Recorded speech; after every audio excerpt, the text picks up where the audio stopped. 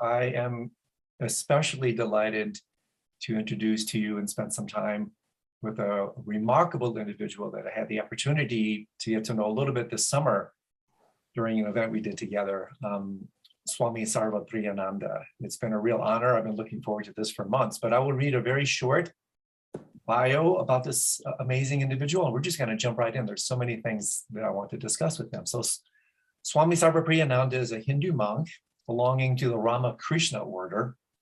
He is the current Swami and head of the Vedanta Society of New York, position he's held there since 2017. From childhood onwards, he is inclined towards spirituality. He was inspired by the lives of Sri Ramakrishna and Swami Vivekananda.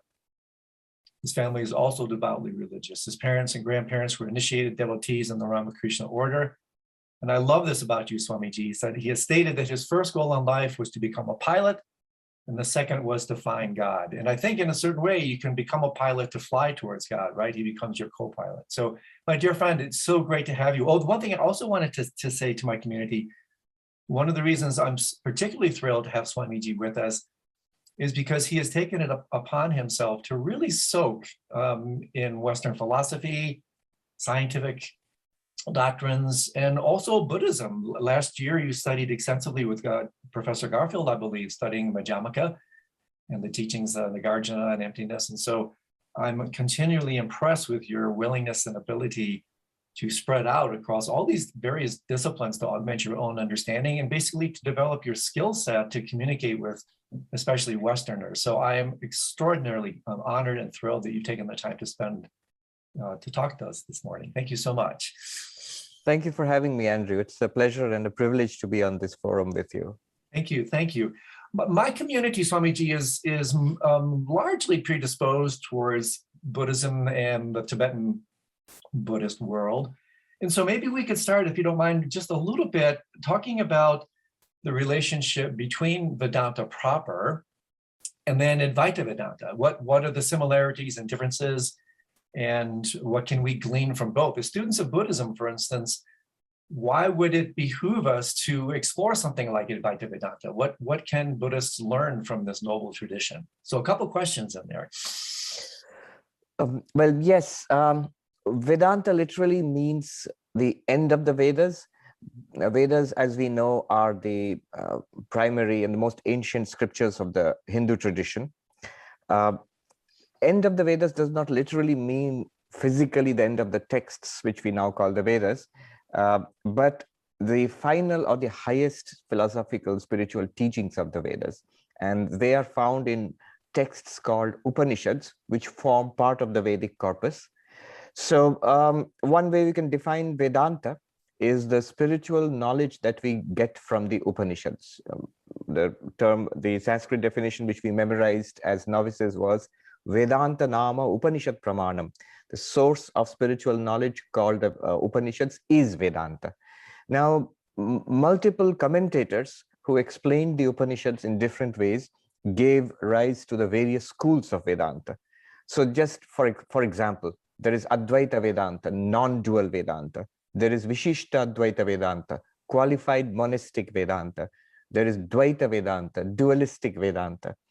And here, non-dual, dualistic, these all refer to ontological categories.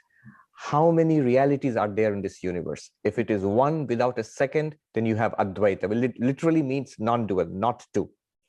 But if it's an organic whole where everything is included within one reality, you have Vishishta Advaita Vedanta. If there are actual pluralities, there is a God of the universe, there is a universe, there are individual separate sentient and insentient beings, then you have dualistic, which basically means pluralistic Vedanta. So you have these vast differences within the Vedantic tradition itself. I personally belong to what you might call a reform movement within Hinduism originating in the late 19th century, but which is rooted in Advaita Vedanta, but in a more general, more liberal way, which tends to incorporate various parts of the entire spiritual tradition of Hinduism. Now, if I move on to the second part of the question, why should we be interested? Why should, for example, a person who's studying Tibetan Buddhism be interested in Advaita Vedanta? For that, we have to go back 2000 years or more. Within a few centuries of the Buddha, they were already proliferating a lot of philosophical discussion between the different schools prevalent at that time, some of which belong to what we call Hinduism today, some of which belong to Buddhism, and there was intense debate between them. So this actually led to the flowering of Indian philosophy, this nearly 1,000 years of debate between Buddhist and Hindu schools, within the Hindu schools, within the Buddhist schools, and between Hinduism and Buddhism, the philosophical schools. It was really beneficial for Indian philosophy. It led to the development of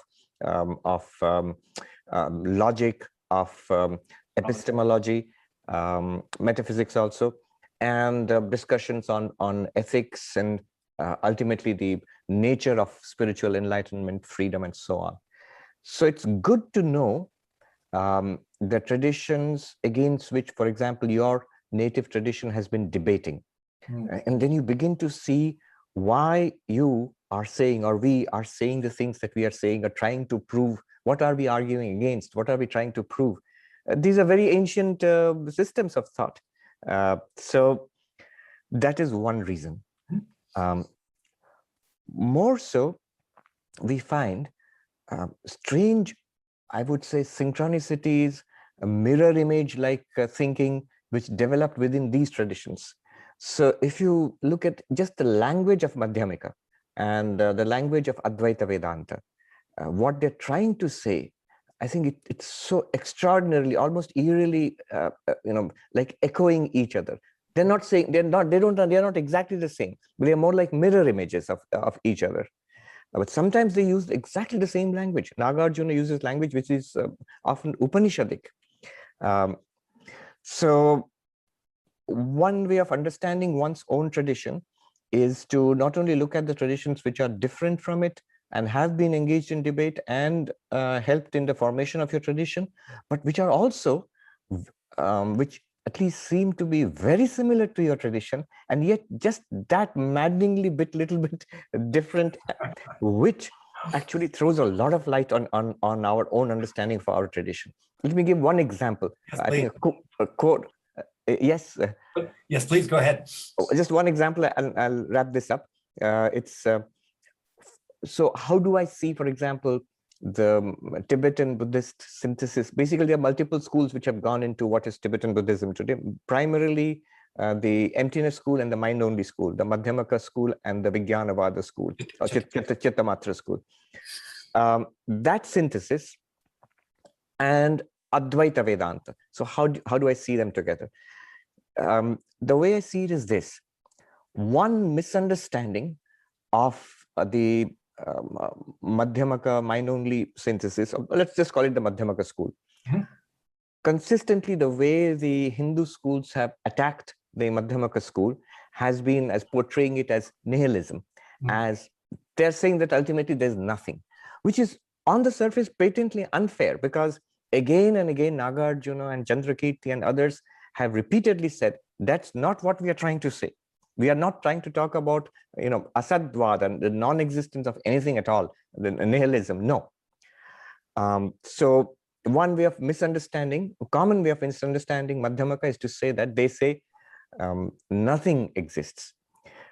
Then the common way Advaita has been characterized when it's being attacked, much less so in the Madhyamaka tradition.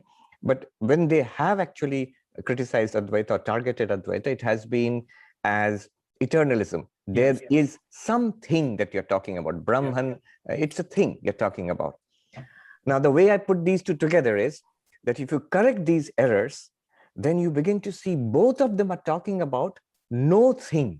Yes, it's not nothing. It's not a thing, but it is no thing. And that's not an abstract, that's the category, that's not something very conceptual. That is actually the heart of reality itself. Compared to that, nothing and something are abstractions, basically. Yes. Okay, so that's something that I take away from my study of both traditions. That's fantastic. And I think it's also, since we're getting into some granularities here, Swamiji, to throw into the mix also the difference between the classic Rongtong or consequentialist Madhyamaka schools, which, as you know, really didn't posit anything, right? Whatever was brought to a consequentialist, it was non-affirming negation. They simply shredded what was ever presented and didn't assert anything. And that, of course, is where their nihilistic accusations were leveled. But then, and this isn't perhaps as commonly known, I'm not sure if even Professor Garfield talked about this, but then there's what is called the Shentong Madhyamaka school, the empty of other schools, which is where, okay, after you've cut, removed the apophatic way, the via negativa, there is something left, but of course, it's not a thing. And then, so what that is then becomes the charter of the Shentong school to assert what that is, the Buddha nature teachings, the quality of reality as being made of the nature of light, for example. And so I find it, since we're already on this track, in addition to what you just said, Swamiji, what else have you learned from, in particular, the Tibetan Buddhist schools? When you go into that arena and you study it, what is it that you have learned that you've been able to augment your own understanding of your tradition with? Right. Let me start a little anecdote about my experience studying Tibetan Buddhism academically at Harvard. So the first time I entered Professor Garfield's class on Madhyamaka, and he is a great enthusiast about Madhyamaka. You know, he would start his class by saying, if you can do Madhyamaka, why do anything else? All the other stuff that you're doing at the Harvard Divinity School in the philosophy department, none of that, it comes even close to the joy of doing Madhyamaka. So when I entered the class, he knows our tradition. When he goes to Calcutta, for example, he's pretty close to our main monastery and he stays at our guest house. He had stayed there. So the moment I entered the class, he said to me, Swami, keep your Advaita outside the door, which is actually good advice. Because especially if there are two traditions which are in some ways similar, at least, then it's good to bracket it off, in a sort of a Husserlian sense, to bracket off the other traditions so that you can immerse yourself in this tradition and learn it properly. So, but that's one side of it. Just outside the class, outside Harvard Yard, I was walking down to the university one day, and I met this Tibetan monk on the street. And he grinned at me and said, what are you doing here? And I said, what are you doing here? So I told him that I'm actually studying your tradition with Professor Garfield at the university. And he said he was the Tibetan Buddhist chaplain for Harvard University, Lama Migmar. And then he said to me, you are an Advaitin, right? Advaita Vedanta. I said, yes. And then with a broad smile, he said, oh, it is the same thing. Oh, wonderful. So you just put these two together, like they are different, keep them apart. Good, that's one way. But they're ultimately the same thing. I think. So yeah, it makes good academic sense to keep them apart when you're trying to learn. And it makes ultimate sense to see that both are pointing towards, they're different pointers, but they are pointing towards the same thing. Now, multiple things which really helped me in my own understanding of Advaita Vedanta and understanding of the mind-only school and the emptiness school. The feeling I got while studying the development of the emptiness school from Nagarjuna to Chandrakirti and Bhava Viveka, and then further down to the Nalanda tradition, then the further development in Tibet. So that we are talking about nearly 2,000 years, more or less 2,000 years of development. And as you say, written in Sanskrit by Nagarjuna and Chandrakirti, and then in commentaries in Tibetan, Old Tibetan, written nearly 1,000 years ago by Mabja, Tsongkhapa, and others, and then translated into almost incomprehensible English. And we are studying that stuff at Harvard now. I got the feeling of, the beautiful structures that we see today in Advaita Vedanta or in Tibetan Buddhism, for example, the Madhyamaka that is taught, the fully developed form that is taught now. But while studying that, you feel that you have gone back to the construction site where the buildings have not yet come up, the materials are arriving and the concrete mixtures are churning away. The workers are working at it and things are coming up and coming down again. It seems messy. but you recognize the contours of what is going to come. So this huge debate for more than 1,000 years, I would say, which formed the center of our study at Harvard, was the debate between the Prasangika school and the Swatantrika school, and what all that came out of it, whether metaphysically or epistemologically, logically, and in terms of spirituality, practice. Yeah. So, but those are the areas in which I gained better understanding. Oh, that's beautiful. And I couldn't agree more with you. And I think it should be more widely proclaimed, Swamiji, that the Buddhist notion of anatma, no self, is phenomenologically equivalent to the big S self of the Vedantic tradition. I mean, really, Right. It's different words pointing to the same reality, wouldn't you say? Yeah, that's the million dollar, $1 billion question. Are they different words pointing to the same reality? Before going into that course at Harvard, I would have said, yes, that was my feel. I would still say yes at this point, only that I have begun to appreciate that, the uniquenesses of both approaches. The Hindu mind has a peculiarly synthetic ability of, going in everywhere and saying, oh, it's all the same. Yeah. Now, yes, but only in an ultimate sense. And if you see the differences, you actually appreciate each system for its uniqueness, and it helps you in your spiritual growth. Yes, they ultimately point to the same thing. Let me give you, for example, somebody who doesn't agree with this. I agree with what you said. We are in agreement there. Ultimately, in terms of paramarthika, that is the absolute truth, they are pointing to, I think, virtually the same thing. But here is somebody who doesn't agree, or at least apparently doesn't agree, and that's Professor Garfield. What is his take on Madhyamaka? One place he says that if studying Madhyamaka, you get the feeling of falling into a never-ending well, like dropping in there without any seas, a bottomless drop, then you have got Madhyamaka, which, if I'm asked to take a call on it, it is only partially true. Exactly. Yeah. As far as conceptual formulations of the truth are concerned, it's good to keep on doing the Madhyamaka analysis, the Chatushpad, the tetralemma.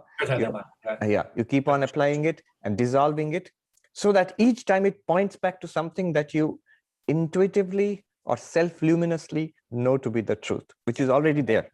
Yeah. It's not, you're not dropping into a void of meaninglessness and pointlessness, not like that. Yeah, I don't think he meant it that way, but he expressed it that way. Yes, I think that's really true, Swamiji, because the vortex, the sense of in fact, Trungpa Rinpoche said it beautifully when he said, the bad news is you're falling through space without a parachute.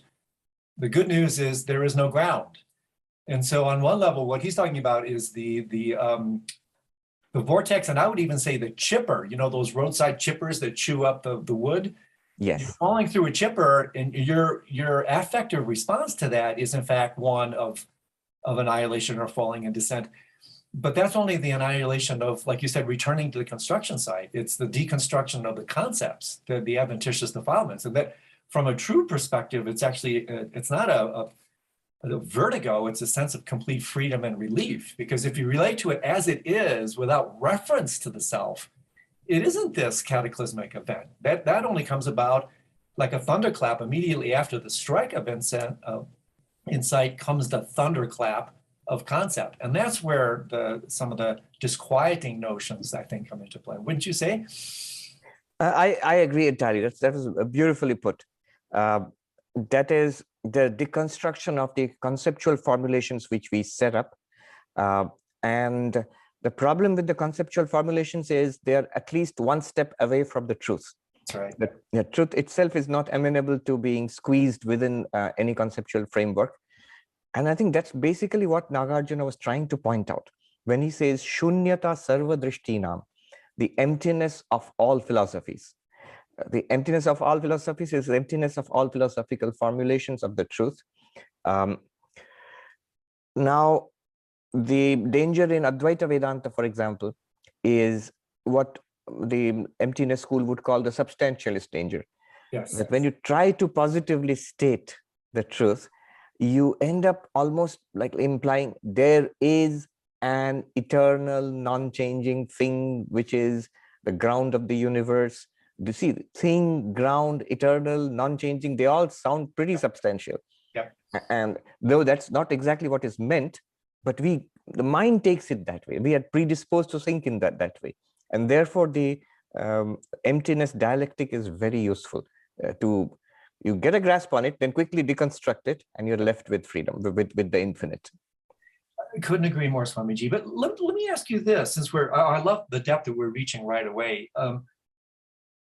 It's not so much in fashion as it once was, but the whole postmodernist, radical relativist approach.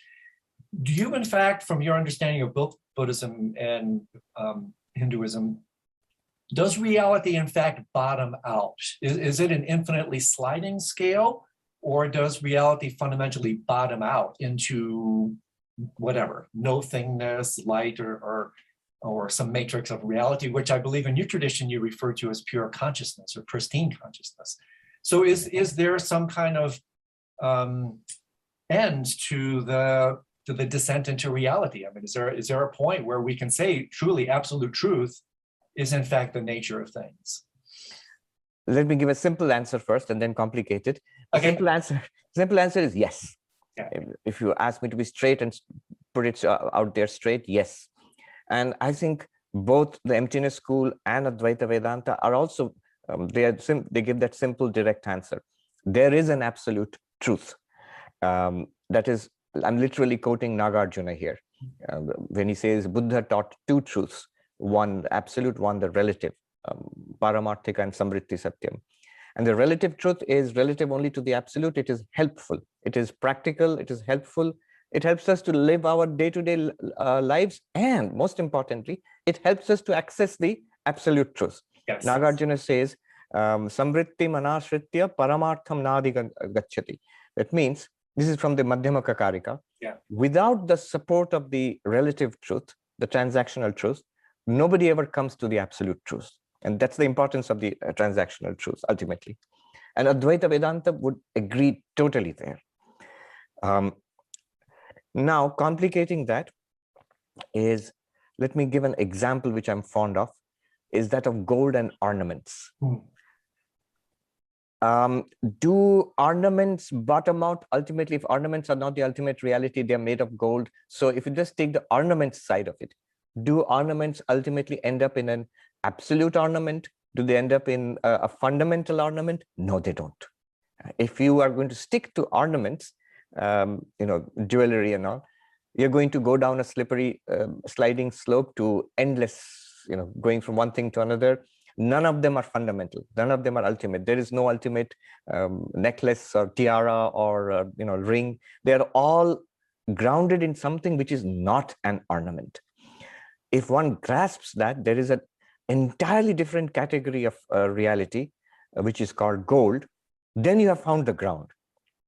Now, this might be pretty simple when you're talking about clay and pots, which is something that you find a lot in ancient debates in India. I guess there are lots of pots lying around. So clay and pot, one understands. Gold and ornament, one understands. But what does that mean in terms of our experienced reality? That's where it becomes scary, thrilling. Yeah. Everything that we can think about, speak about, experience is equivalent to an ornament. Then what corresponds to gold? Is there something that corresponds to gold? Yes, there is. That's the claim in both Madhyamaka and Advaita Vedanta. Advaita Vedanta just states it positively, and Madhyamaka, I think, with greater logic, refuses to state it positively. It's entirely aware of the dangers of sounding like another ornament, and gold is another special kind of ornament. No, it isn't. It is entirely unlike anything that we have experienced, can experience, that we can speak about, even think about. Why is it very different? Advaita Vedanta gives us an insight here. It says that the ultimate reality is not an object. I say, oh yes, it's a subject. But no, even the subject that we think about is a pretty objective subject. It's a body, mind, a thought. These, according to Advaita Vedanta, all of these are objects. And what are they an object to? That is, you will have to drag it down quite a bit in order to express it in language, because language was not meant to do that. Language was meant to be used in our world.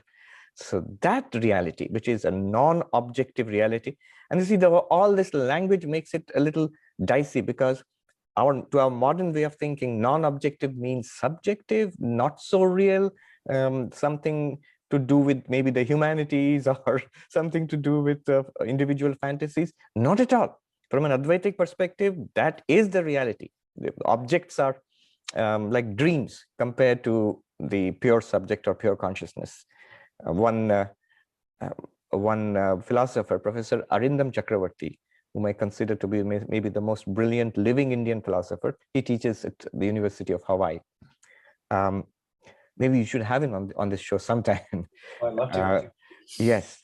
He says, he defines object as that which objects to consciousness. Oh, beautiful. Oh, that's beautiful. Beautifully put, yes. Yeah. So with your understanding of Madhyamaka and also obviously pure consciousness, and let me make sure I understand that if you were to put into words the ineffability, of course, of that which cannot be named, the foundational absolute truth, it seems to me in your languaging, it would be something akin to pristine consciousness or pure consciousness. In your understanding, Swamiji, would you therefore say that that is equivalent to emptiness? Is that your understanding? Yes, you can call it pure consciousness. You can call it pure being, pristine consciousness or pristine being. It is only in that, as an appearance in that things are revealed, things have being. I mean, we consider everything in this universe, whatever we experience, it's possible to experience because of that pure consciousness. Everything seems to have an existence because of that pure consciousness. But that in itself is not a thing or not an entity which has some existence. Pure being, pure consciousness, these are terms one could use. That is equivalent to emptiness. Again, I am making a stretch, and I'm not alone in this. There are a number of thinkers, especially modern thinkers, who have a more balanced view of Madhyamaka. I'm talking about Indian philosophy thinkers today, who have a more balanced view of Madhyamaka, not as nihilism, but as exactly as what Nagarjuna and Chandrakirti intended it to be, who would say that the emptiness there, the pure consciousness or pristine consciousness, is empty of the universe. Yeah. And the universe as such is empty of that pure consciousness, but one has to be very careful here. When one says it's like the necklace or the ring, when I say it is empty of gold, what I mean is not that I'm denying that the gold alone is appearing as the necklace, but the name and form of the necklace is not substantial in itself. There's no reality there, so it's empty. Yes, and so this is where it comes back to the Shentong, empty of other, empty of adventitious defilements, empty of that which it is not. And so I think that's the wonderful nuance of that tradition, for example. The Shentong, exactly. I've read a little bit about it. And there was another minor school which sort of got squeezed out over the centuries, the Jonang school. Jonang is almost synonymous with Shentongpa. So yes, exactly. The Jonang tradition and the Shentongpas are virtually the same. And so they got, interestingly enough, Swamiji, they got squeezed out, my understanding, because the Gelugpas had a hard time relating to their assertions that they were proclaiming that there is something you can assert. They refer to it as Buddha nature or luminosity, and the Gelugpas got very upset. Well, here they are, they're coming back in, reasserting, bringing some sense of soul back into the picture. And so they actually went in and deliberately mistranslated texts and actually changed the trajectory of that school to disrepute, because it was going against the prevailing doctrine of the time.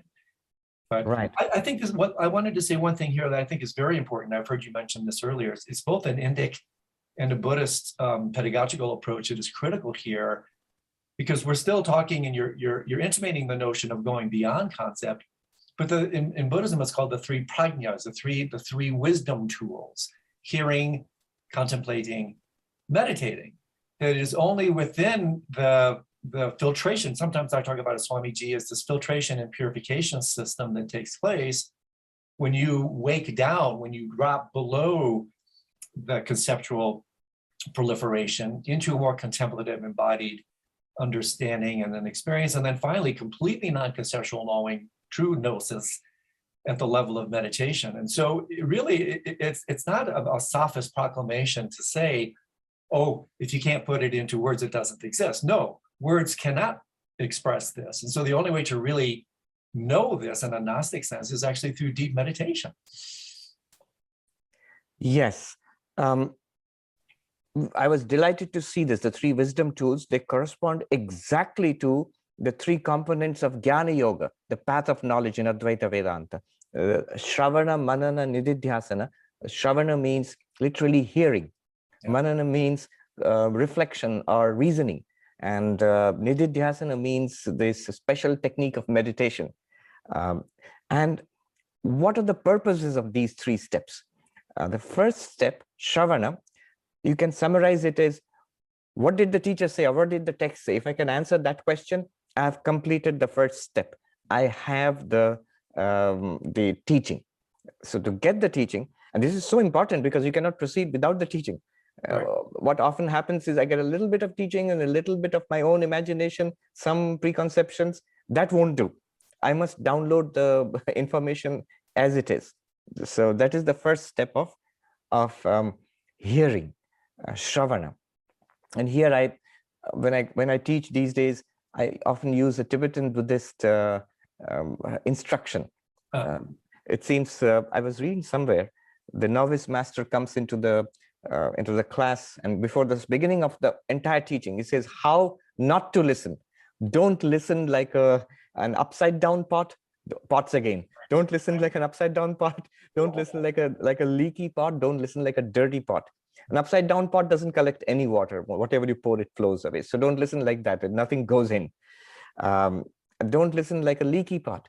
You listen, but then it's all, after some time, it's all gone again. You must retain what has been taught. And the third is dirty pot. I already have misconceptions, or I'm entirely skeptical. I've made up my mind about everything. Then when I listen, I filter it through those preconceptions or my own fanaticism. And so I come to pre-established conclusions about everything. That's a dirty pot. So he says, don't listen like an upside down pot. Don't listen like a leaky pot. Don't listen like a dirty pot. And I think that's good pedagogy anywhere, anyway. Now, once we have listened, what's the problem now? I've heard, but I have many questions. I don't get it. I can tell you what you said, but I don't get it. So when you set up all those questions and the answers, often the texts have these answers. Often you can engage with your teacher, you can engage with other students, but most of all, you try to think it through yourself. And here it's entirely reasoning. Here it's entirely philosophical reasoning, thinking it through for yourself. I remember I asked one of my teachers, Advaita Vedanta teachers, a senior monk, when I was a novice, hesitantly, that I have some doubts about what was said in today's class. I still remember his answer. He's standing in front of the gates of our main monastery on the bank of the Ganga. He says, ask away, young monk. Better brains than yours have pondered over these questions for the better part of 2 millennium or 3 millennia. And so you needn't be afraid that if you ask a few questions, the entire edifice of Advaita is going to crumble. So ask away, young monk. You ask whatever you like, and you must ask. So this is the path of knowledge where you should not take it on faith. You should not take it on out of respect. You must understand.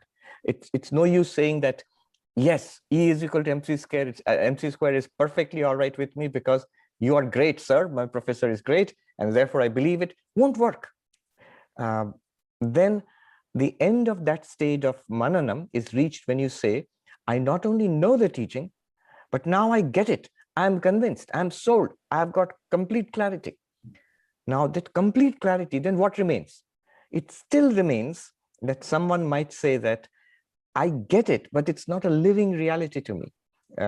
I get it that I'm Sarvapriyananda, but more than getting it that I'm Sarvapriyananda is a living reality to me right now. It's a fact. It's not a theoretical, it's not an understanding, it's more than that. So the I am pure consciousness, that I get it now, but I understand all the arguments, but it's not a living reality for me now. And to convert that into a living reality, you stay with what you have studied and what you've got clarity with. And there are many, many methods of staying with it. They're all basically very subtle pointers. They use the facts of our daily experience to direct you back towards that radiance which is within, which is our real nature. You stay with that until it's a effortless clarity, which is always there, always available to you. Technically, I'll make 2 points here. There is a school in Advaita Vedanta which says knowledge comes from the first stage, listening. The text gives you the knowledge. The teachings give you the knowledge. The other two, reasoning and meditation, are for removing obstacles to that knowledge. So reasoning removes a kind of obstacle which is called the impossibility obstacle. I am pure consciousness. I am not body, mind. Impossible. Well, why impossible, young monk? Tell me, what are your objections? When you clarify, remove those objections, that's the second stage. The impossibility problem is solved. The third stage of meditation is for solving another kind of problem, which is called the contrary tendencies problem. I get it, what you're saying, I'm convinced, but I still go on behaving, living, the old person is still there. The unregenerate person is still there. How do I transform that into an enlightened being? That's the work of meditation.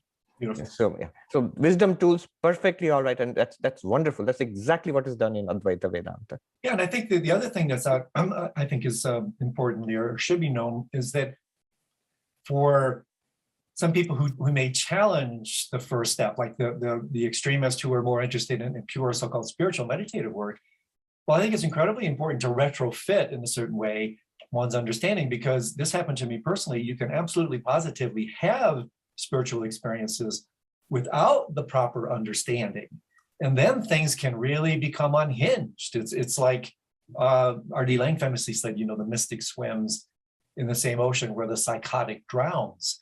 Because sometimes if you don't have the infrastructure to help you understand what you've actually experienced, that opportunity can actually flip into an obstacle. So that's the other reason to understand, work with this pedagogical approach. I think that's beautifully stated. What you said first, that you can have spiritual experiences, and without the proper framework for the intellect. Yes, the intellect may be a lower thing, but it's still there. As long as you are an individual person, you have an intellect, you have a body, a mind. So all of these have to function with the new dawn of this understanding, this new realization. And for that, you need the framework, which tells you what you have got, which helps you to appreciate what, in any case, if this pure light of consciousness, a pristine consciousness, Atman, Brahman, whatever you call it, in any case, it's always there.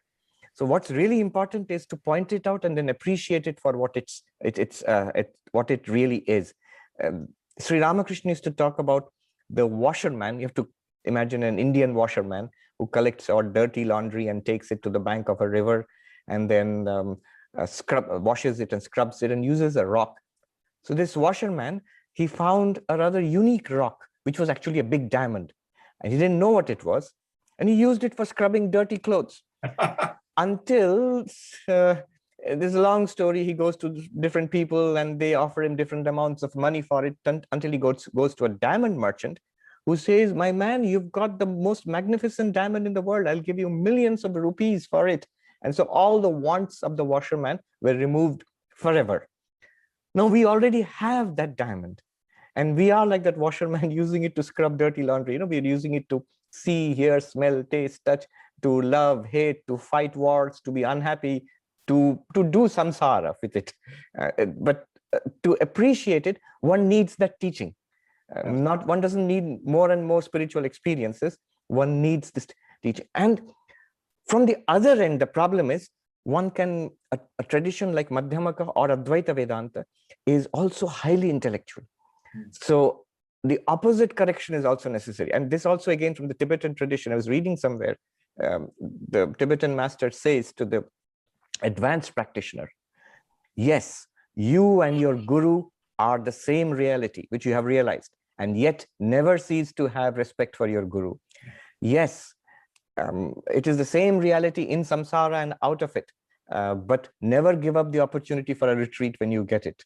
So like this, multiple warnings where the sanctity of spiritual life and practice is preserved even after enlightenment. Beautiful, beautiful. I want to make a transition now to talking a little bit about dreams, Swamiji, because one of the things I so appreciate about your talks, I've listened to a number of them on YouTube, what you talked, the conversation we had with Kans, then your conversation with Rupaspara.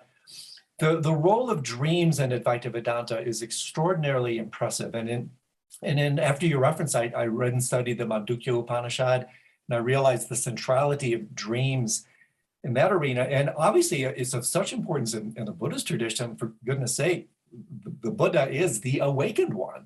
It's absolutely integral. And so my extraordinary passion for several decades, and as part of the community that we're speaking to right now, is using what the Tibetans refer to as the double delusion or the example dream. That's our nighttime dream, as a way to extrapolate insights into the primary dream.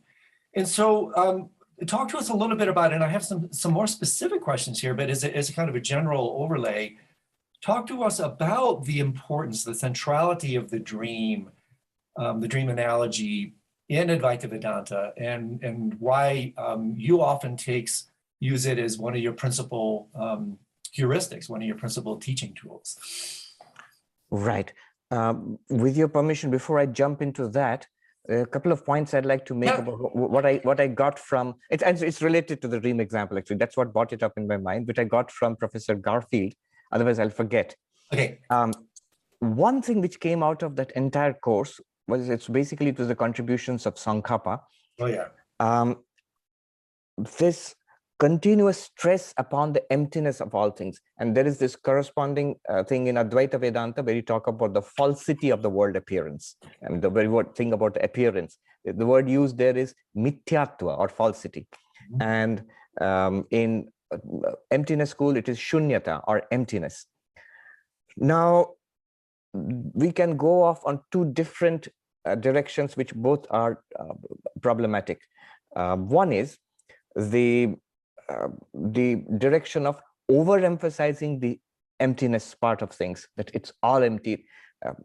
For example, the Karmapa and some other traditions we read, which are, I think there are a particular branch of the Kagyu, which was intensely dismissive of anything and everything. They are pointing to that ultimate reality, but their language is extremely, I would say, radical emptiness. As against this, there are those who stress the importance of the relative truth, the Samriti Satyam, because without that, no life is possible, no teaching is possible. Now, when you overemphasize the relative truth and then say that the absolute truth is something different, emptiness is something different, and relatively the world is here, it's solid, it's real, then you tend to lose the importance of the absolute truth or emptiness. The emptiness is meant to be applied to this life itself, and yet not to dismiss everything. Anyway, to cut a long story short, what came out of the whole discussion was Tsongkhapa's delicate balancing act, where he pointed out, if you overemphasize emptiness, it leads to a metaphysical nihilism, that nothing exists. It leads to an epistemological skepticism, that there's no possibility of any kind of true knowledge, including even the Buddhistic enlightenment, that or skepticism. And it leads to a source of great concern for Tsongkhapa, monastic laxity. Anything goes, an ethical relativism. So to prevent ethical relativism, epistemological skepticism, and metaphysical nihilism, that balance between that how do you apply emptiness? You have to apply it carefully. And Nagarjuna saw this more than 2,000 years ago. He said it's like catching a snake at the wrong end. Exactly. Yeah, you are in serious danger if you misunderstand emptiness. Yeah. It's same thing any non-dualist would recognize has plagued non-dual Vedanta, Advaita Vedanta, and which had great ramifications for Indian thought and philosophy in the last 800, 900 years. So I'll just leave it there, the contribution of Tsongkhapa. Second thing, the dream analogy. There's this question of what does the Buddha know? Yeah. So on one hand, yes. So in Professor Garfield's class, there was a whole discussion, intense discussion on, does the Buddha know everything or nothing? Why everything? Because it's again and again said the Buddha is omniscient. After becoming enlightened, you will be omniscient. So you obviously know everything. On the other hand, the teaching of emptiness, the dreamlike nature of reality suggests that whatever we know is like a dream, and hence it's false, it's not worth knowing. So the Buddha will not know all this. After all, why should the Buddha have encyclopedias of false knowledge? Exactly. So Garfield, Professor Garfield, he joked, he said, I call this the brainstem Buddha. So, Brainstem Buddha. Oh, brainstem Buddha. What it points to is that after enlightenment, you don't know anything. You are reduced to the brainstem existence, which is a very unpleasant thing to think about. Is that enlightenment? No. You just have to look at the lives of people you would consider enlightened. They are high functioning individuals, probably better than most of us. Oh my goodness. And yeah, they are full of joy. They're full of life. So it's not a brainstem Buddha. The enlightened one knows all that we know and knows much, much more deeply and much more truly. Yeah. Now that brings us to the dream example. The dream example. How is the dream example used in Advaita Vedanta? Let me take the most powerful example of the Mandukya Karika. The Mandukya Upanishad is one of the major Upanishads on which Vedanta is based. And it is the shortest of all the Upanishads with only 12 mantras. And it is taken to be the most powerful of the Upanishads. There's a saying which says, if you want enlightenment and freedom, moksha, go to the Mandukya. If that doesn't work, here are 12 Upanishads and 24 Upanishads, and finally a list of 108 Upanishads. So you better get enlightenment through the little Mandukya.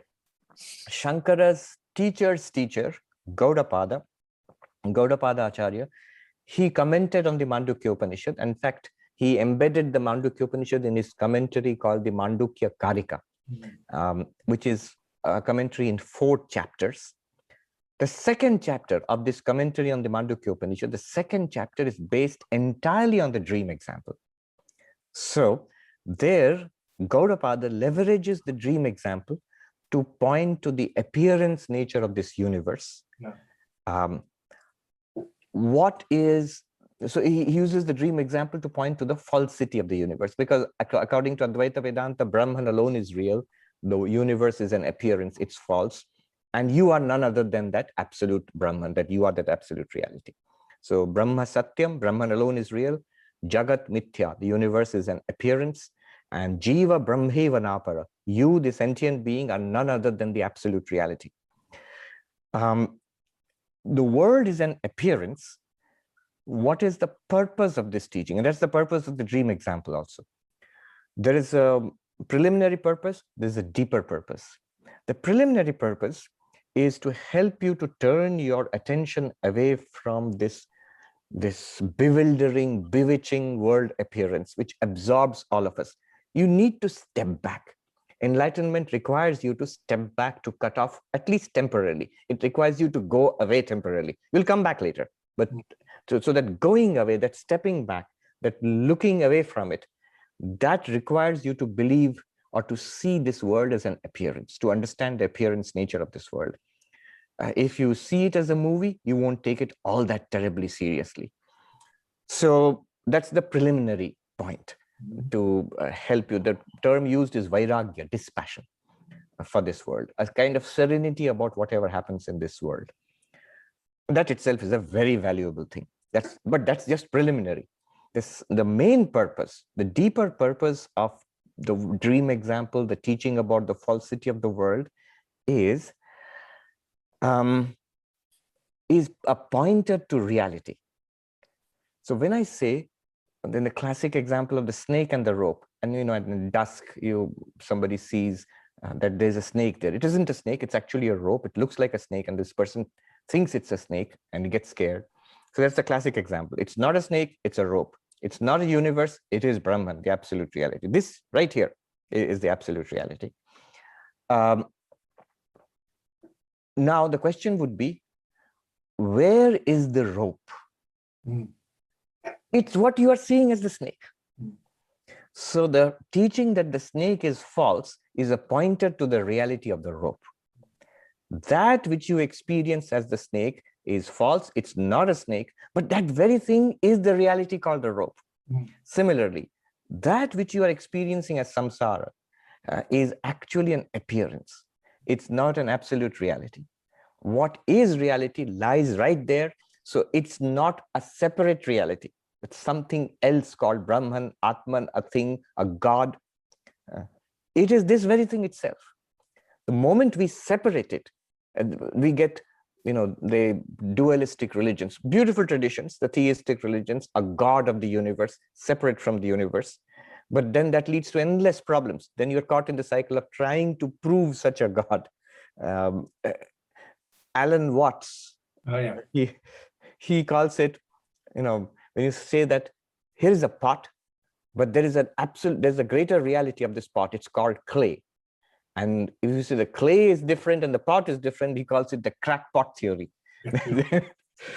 You're caught in the endless cycle of trying to prove a separate reality called clay. No, it's that very reality which you're holding. It is the clay itself. We have to see through the pot appearance to appreciate the clay nature. Yeah. So similarly, the teaching about the dream nature of the world is to enable us to see through the name and form and the transactions of this world of samsara and to appreciate its absolute nature as Brahman.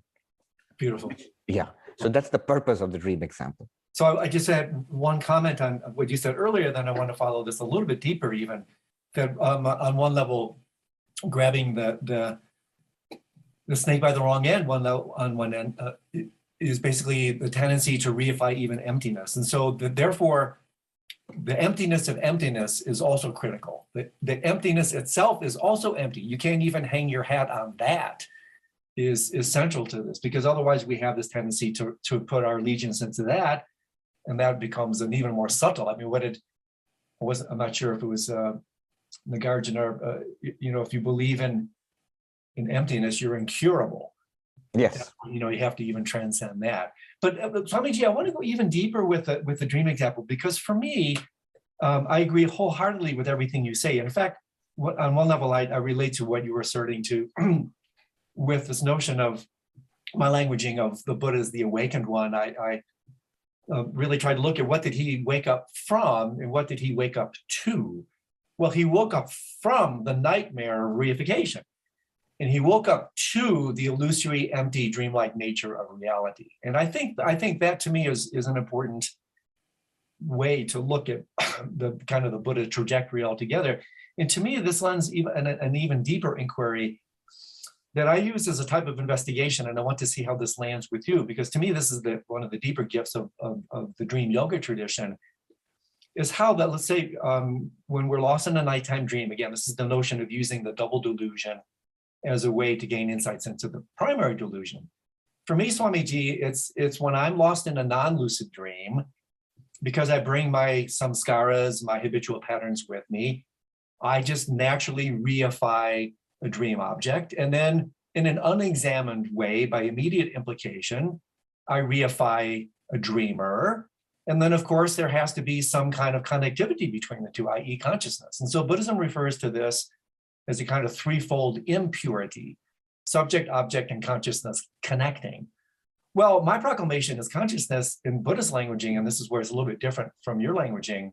Consciousness doesn't connect. Consciousness actually separates. And so from a waking perspective, when I'm lost in that non-lucid dream, that's samsara. And that's why the dream can be a nightmare, and I can be scared out of my wits, and in some cases even die out of fear. But if I wake up, if I have a more true stance, from the waking stance, I can look back upon the dream arena, and now I can start to ask some very interesting questions. Yes, there is a dream object, a dream appearance. I cannot deny that. But from this perspective, I look back on the nighttime dream and I start to ask, where's the dreamer? And if I do this with real integrity, this leads me to emptiness. There is no dreamer. That's an experience of emptiness. Yeah, there is something that's still appearing. I can't deny that. In Buddhist languaging, this is the incredibly important notion. We haven't talked about this yet, but this is where I want to go. The notion of luminosity, Ursel, that there is this self-reflexive awareness taking place as the seeming dream object. And so therefore, this, you don't even have to do nocturnal dream yoga to do this. You just have to do an insightful bit of analysis from the waking state. You can say, oh my goodness, there really is no dreamer in there, but yet there is a dream object. What is taking place? Who is knowing what? And to me, this leads immediately and irrevocably, if it's stabilized, to the shattering conclusion of what the Tibetans refer to as rangreg yeshe, that all appearances are reflexively aware. In other words, the dream knows itself. And in that sense, to me, Swamiji, this is the great contribution of the dream analogy.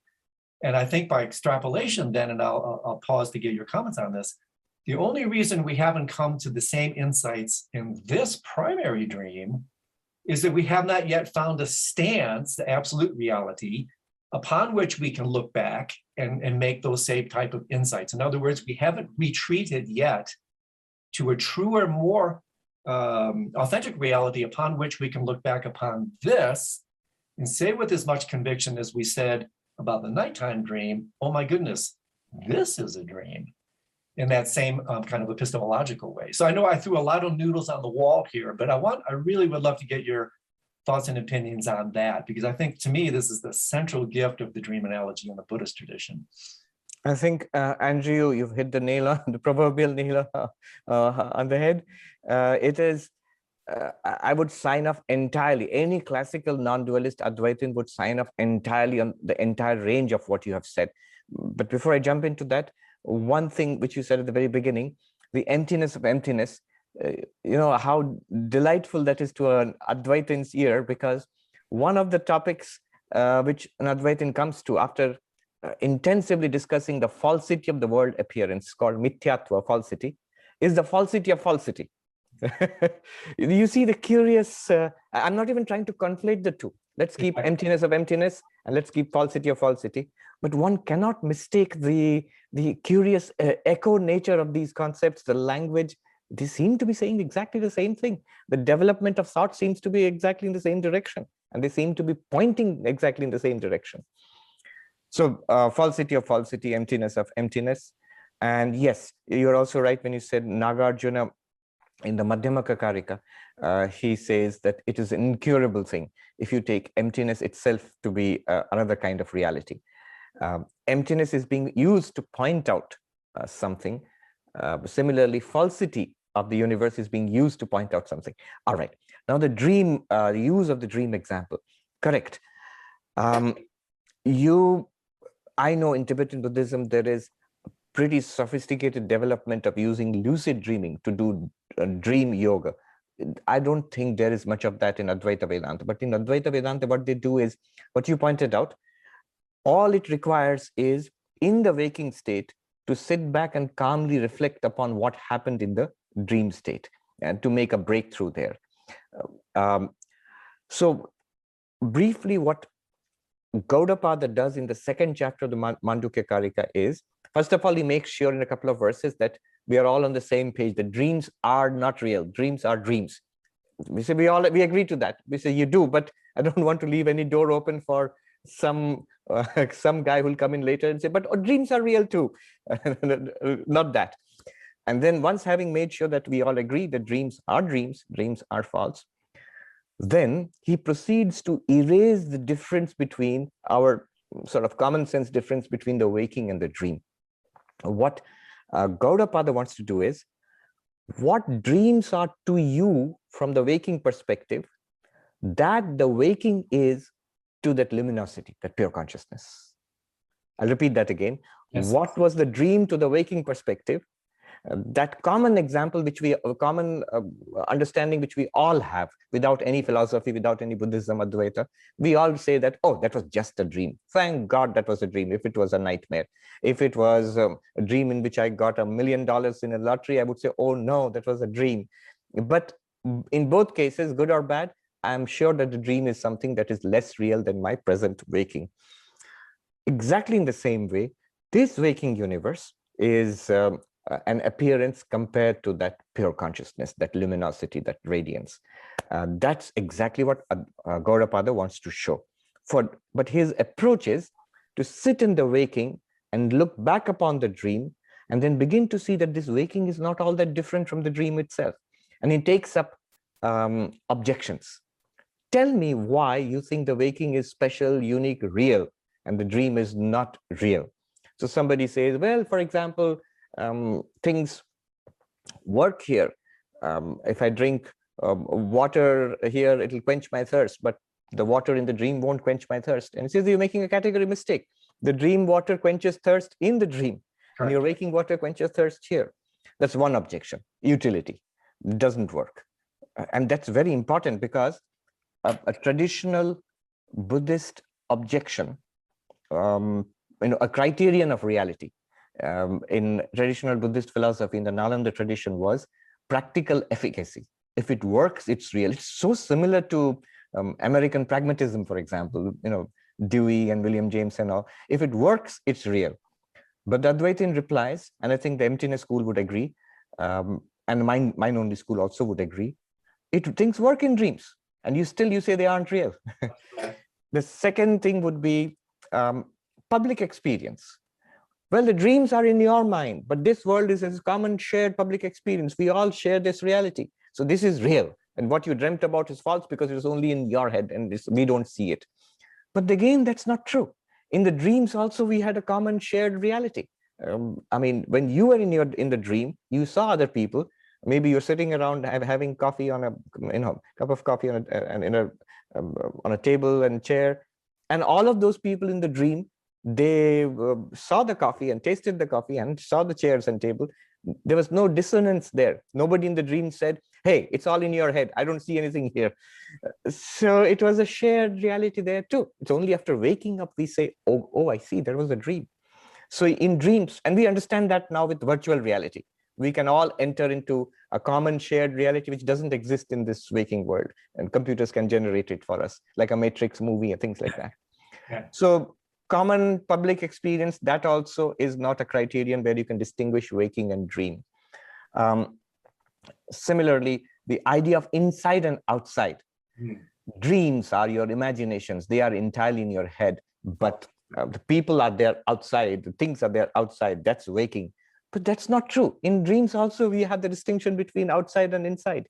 And in dreams also, we walk around thinking things and actually meeting people and having interactions with people and things on the so-called outside, all of which turns out to be dreamt in my mind when I wake up. So like this, he goes on, multiple objections, whatever you can use to distinguish dream and waking, he cuts them down, showing he makes the boundaries so fuzzy. I think 10 objections are taken up and then erased, till you begin to get this creepy, eerie sensation that, am I awake or am I dreaming? But that's not his purpose.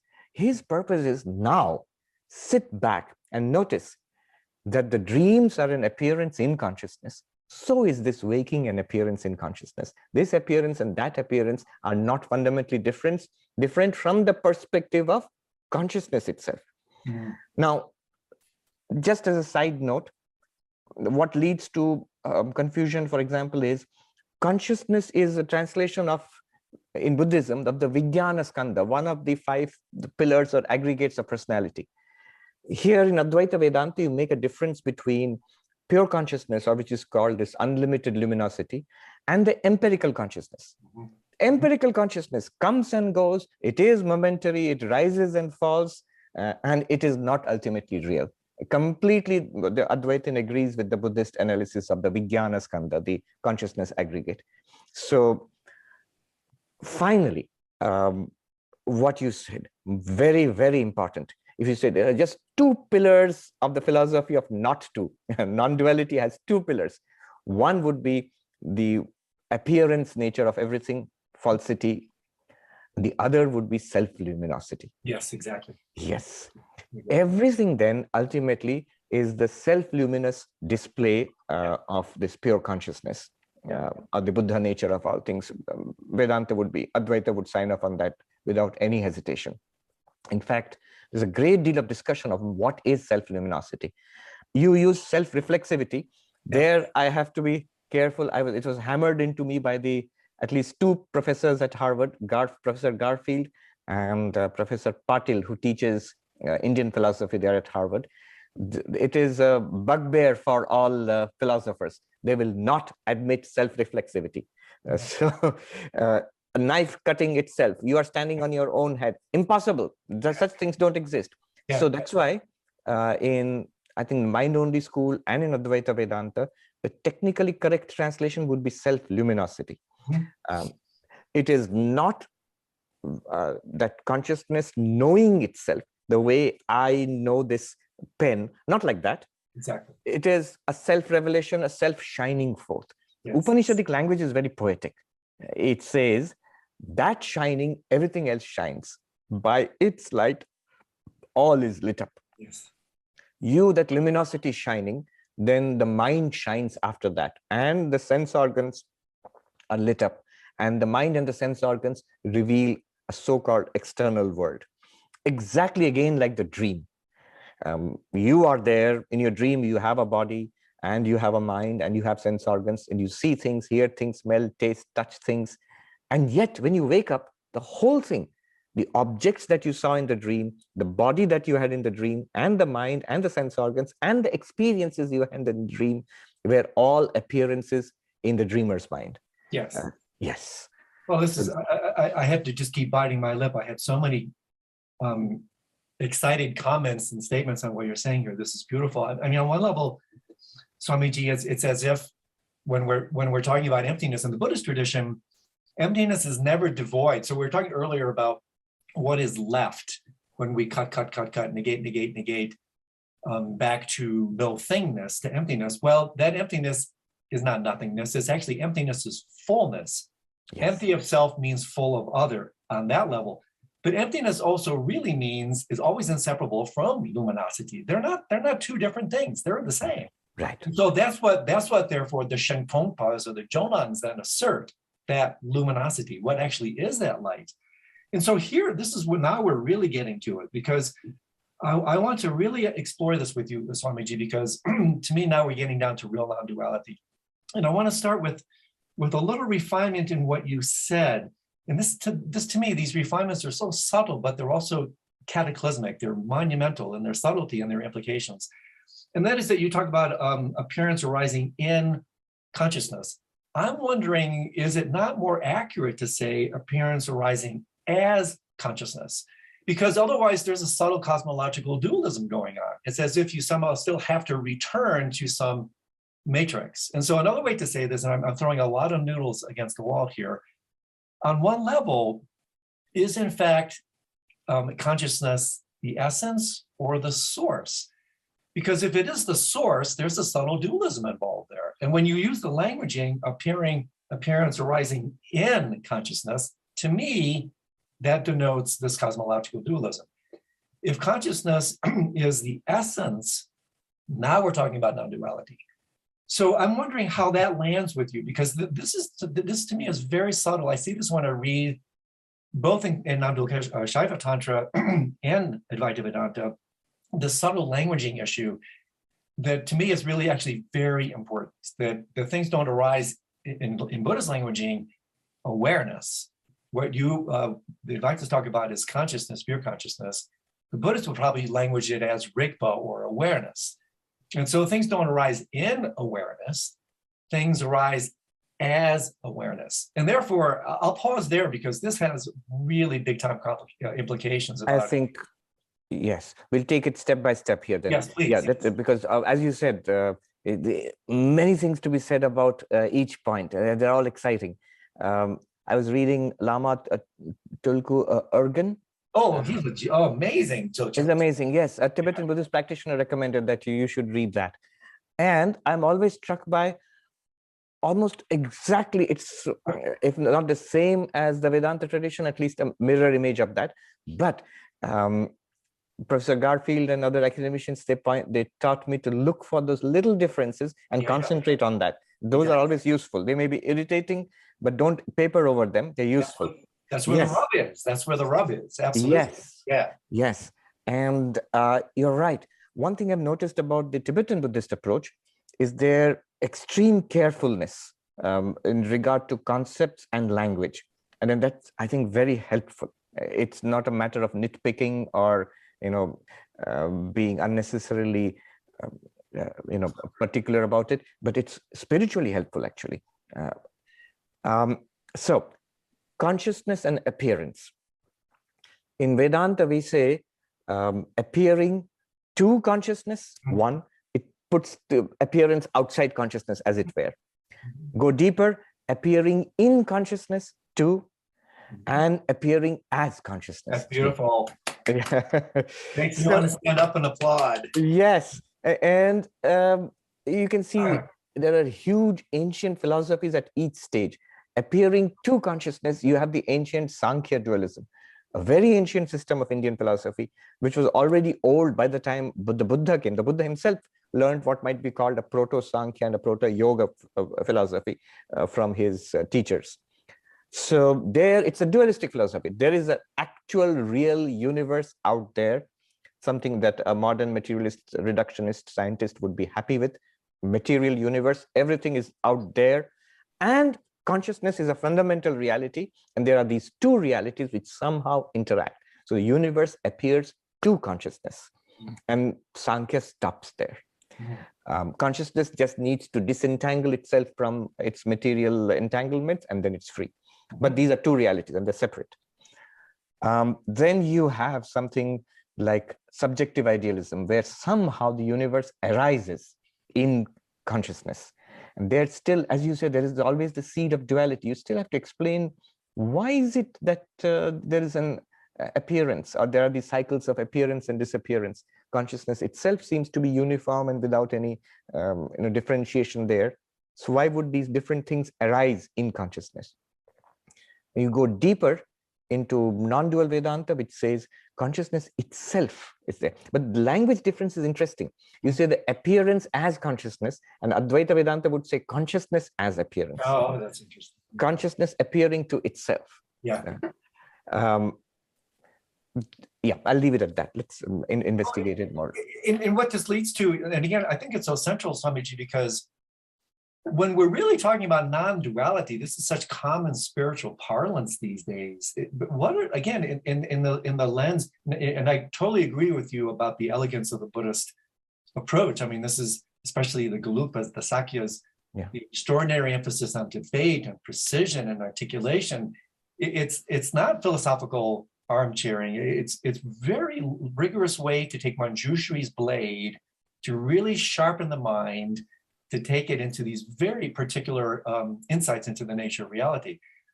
And so for me here, this starts to get into the real crux of the matter. What is non-duality? It's, first of all, it's a non-affirming negation. You're not proclaiming anything.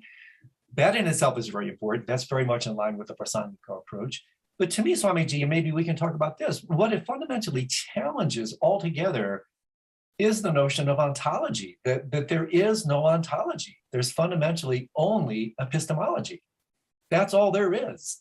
And so when we look at the notion of ontology, and I want to come back to this in a little bit, to me, this has a very deep connection to a topic that I'll side table so we can talk about in a few minutes, the notion of contraction.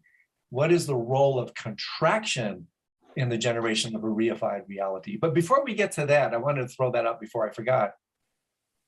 What do you say about this notion that there fundamentally is no ontology? There is only knowing, pristine consciousness epistemology. Because if you assert ontology at any level, to me, that immediately implies some level of duality. So you go back again to the dream example, right? There's no ontology in the dream. It really is just mind. And that's true. Yes. In Advaita Vedanta, the nature of ultimate reality is being consciousness, is isness awareness. Now, what Advaita Vedanta would say, respond to that would be all of ontology. You can discuss ontology, you can even discuss science, but only at the level of relative truth, at the level of the what Advaita Vedanta calls vyavaharika, the transactional truth or the relative truth. From the perspective of Brahman, or the absolute truth, is there an ontology? Is there a hierarchy of beings and the things that exist? No. because that absolute reality, if you call that absolute reality an ontology, fine, but otherwise no. So all ontology would be at the level of appearance. Yeah. But then even epistemology, the same thing would hold true of epistemology also, because what is knowledge from an Advaitic perspective? It is that luminosity which now appears as mind and senses and a variety of modes of appearance.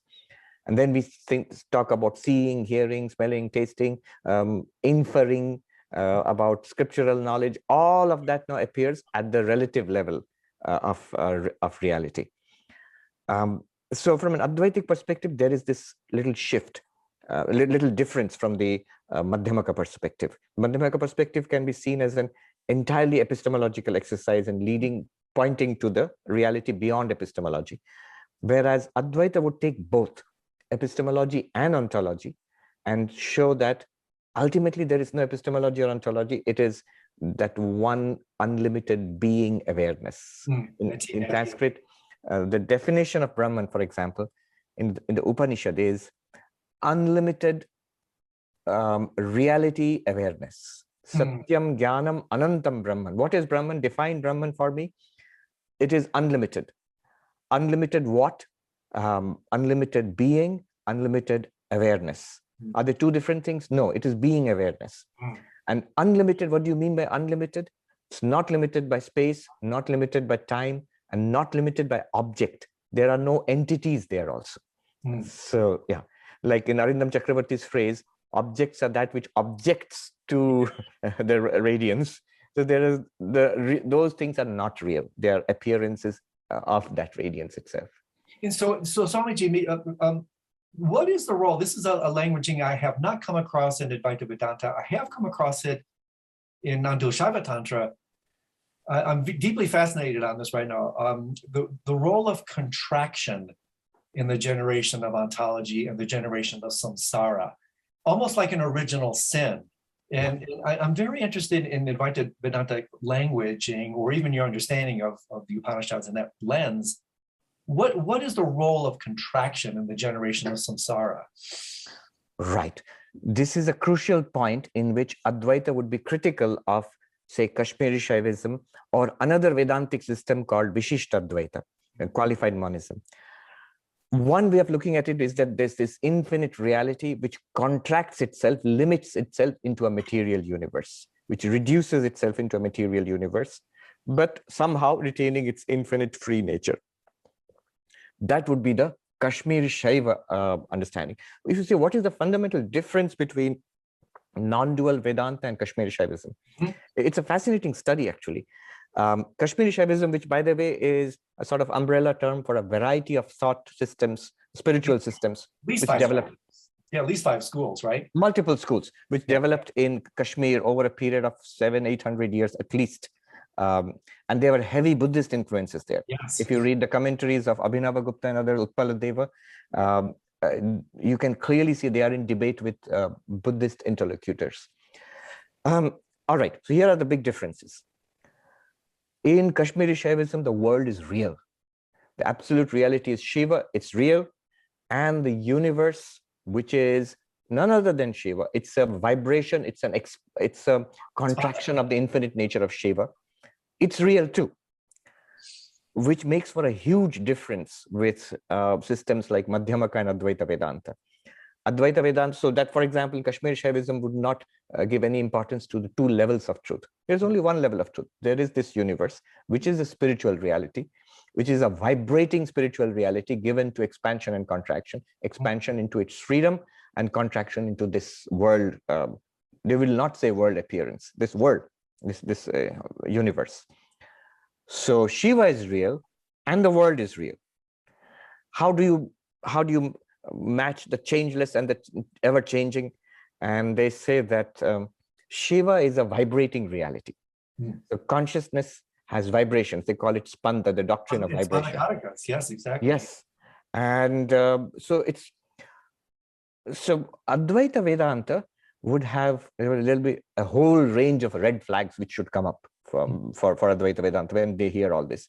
From an Advaitic perspective, if you have to critique this, Mhm. then it would be that you are importing the lower truth into the higher truth. You are importing the world appearance into the absolute, in the sense of giving the world, it is the world, absolute is the world appearance. Absolute world appearance is nothing other than the absolute. That is true.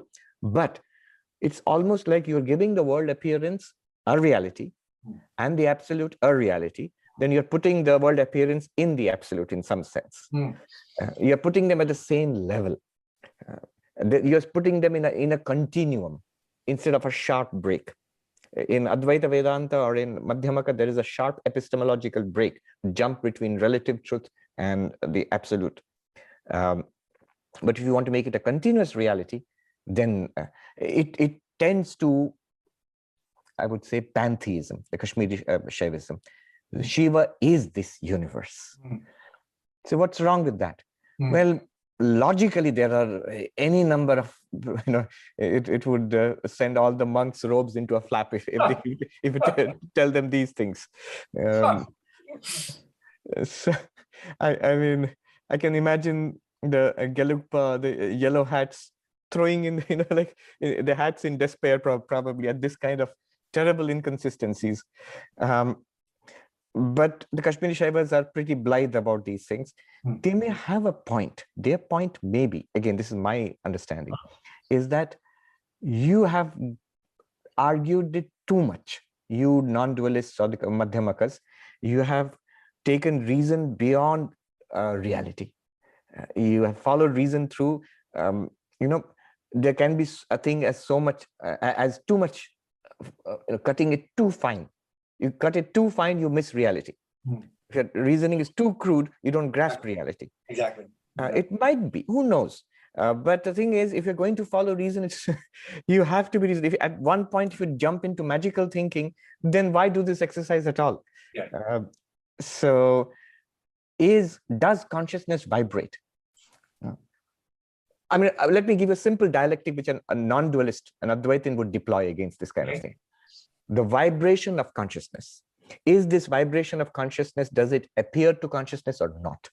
If it appears to consciousness that yes, there is an experience of the vibration of consciousness, then this vibration is an appearance to consciousness. It cannot be a vibration of consciousness. That vibration does not exist without consciousness. That's true. It's an entirely dependent reality on consciousness. But then in that case, it's not the essential nature of consciousness. It is not consciousness itself which is actually vibrating. Then you're saying that consciousness is subject to change. So it becomes an object. It's like Kashmiri Shaiva. See, the essence, if you ask the Kashmiri Shaivas, what is the nature of that ultimate reality? How would you define it?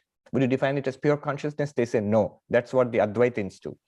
But we define it as, the technical terms are prakasha vimarsha. Yeah. Consciousness, which is also aware of itself. So in some of the deities, you have this beautiful image of Shiva looking into a mirror. And the whole thing is the absolute reality. Shiva is aware of himself as this. You see, that's a beautiful thing. What's wrong with that? Well, what is wrong with that is, according from an Advaitic perspective, you are importing an activity of the mind into the absolute nature of that radiance.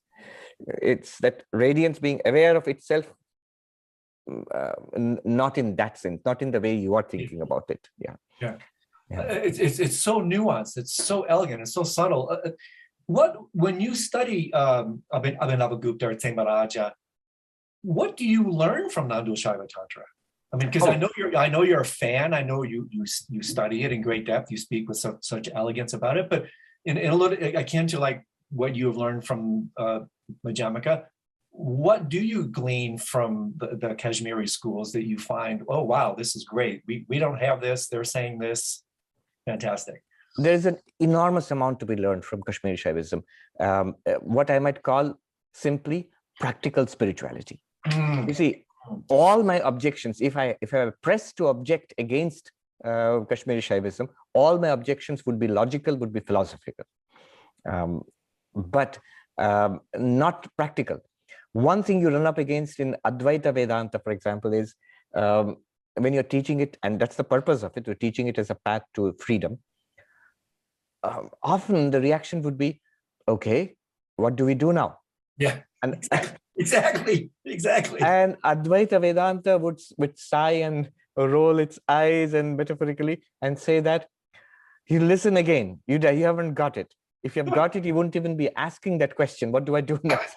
Yeah. You listen to me all over again. I'll repeat that. Whereas Kashmiri Shaiva says, come to me. We have endless things for you to do. Yeah. And there's a beautiful verse, and there are endless things. I mean, there are multiple levels of spiritual practice. But before going into that, there's a beautiful verse by Abhinavagupta, I think, yes, which says, if in one flash of self-intuitive understanding you can realize that you are Shiva, then none of these techniques are necessary for you. That's what Advaita Vedanta would say. That's what we're talking about. But if it doesn't work, we have enormous technologies of spiritual enlightenment. I mean, it just doesn't end. Advaita Vedanta doesn't seem to have anything for you to do or practice. And Kashmiri Shaivism has no end of things for you to practice. So they talk about 4 layers, 4 levels of spiritual paths to enlightenment. The highest is the no path path. It is called the Anupaya. There is no path. And spiritual realization is by the grace of the Guru or just spontaneous. And there have been examples of people spontaneously awakening, whether it's Ramana Maharshi, or even in modern times, if you look at the narratives of Eckhart Tolle and some others, it's a few people seem to spontaneously awaken. It's possible. It's not an impossible thing. Sure.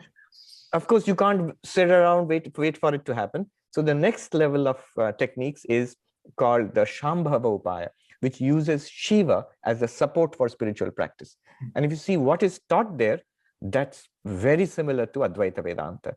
You listen to these teachings, you see, it's a kind of approach which is trying to get you to see something. So that's the upaya based on Shiva. That's my takeaway, by the way. The Kashmiri Shaivism would, if you ask Kashmiri Shaiva experts, they would classify Advaita one step below that. They would say Advaita is actually the third approach, which is Shakta Upaya, which takes the Divine Mother or Shakti as the support for spiritual practice. That's where you have analytical reasoning, you have meditation, you have an entire technology of mantras, which you don't have in Advaita Vedanta. I mean, it sort of skips over the whole thing. There's some analysis of Om, but that's still a very philosophical, metaphysical analysis. But the whole mystical tradition of mantras, and there they talk about how language is that which traps us in samsara, and language properly understood can free us from samsara. That liberating language is the language of mantras. So it's very fascinating, actually, and it's all very elaborate. As you go from the no path to the path of Shiva, to the path of the Divine Mother or Shakti, it becomes more complicated, more sophisticated, more elaborate. And finally, you come to the path of the sentient being, the Anva Upaya. The word used in Kashmiri Shaivism is the atomic being, which is us, basically, our present condition. There, it's endless elaboration. You have ritualistic worship, you have mudras, and so many things are there. I don't know even a fraction of all of that. Probably you can pack all of Hinduism into that stage. So you have this whole range. No path, the path of Shiva, the path of the Divine Mother, the path of Jiva, the sentient being, or the Anu in Kashmiri Shaiva terminology. And it's compared to the pristine simplicity of Advaita Vedanta, for example, this is endlessly elaborate. It's the difference between, I would say, a Zen meditation hall and a Hindu temple. A friend of mine, Swami Medananda, who's a very scholarly monk, he called Kashmiri Shaivism a Baroque philosophy. That's beautiful. Yeah, Rococo, Baroque. Just Rococo, Baroque, exactly, yeah.